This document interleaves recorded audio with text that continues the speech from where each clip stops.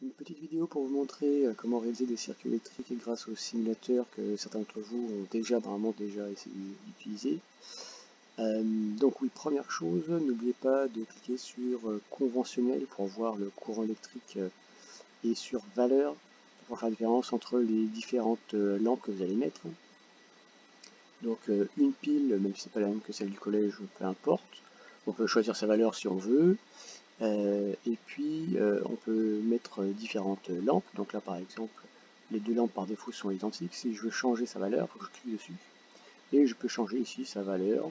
Alors c'est pas le nombre de volts, c'est quelque chose de différent qu'on verra un peu plus tard dans un autre chapitre. Mais peu importe, c'est juste pour différencier les deux lampes, pour pouvoir mieux comprendre ce qui se passe dans les circuits électriques. Ensuite, on les relie grâce à des fils. Donc par ici, je bascule un petit peu la lampe pour qu'on voit mieux le circuit avec où sont branchés les fils. Hop, hop. Et enfin le troisième fil, comme ceci. Donc on voit que les deux lampes brillent, on voit que le courant circule du plus vers le moins, comme vous en avez l'habitude. Et puis si vous voulez rajouter un voltmètre par exemple, vous avez ici le voltmètre. Hop. Et pour ceux qui l'auraient déjà oublié, le voltmètre va se brancher de chaque côté de l'appareil dont on veut connaître la tension électrique.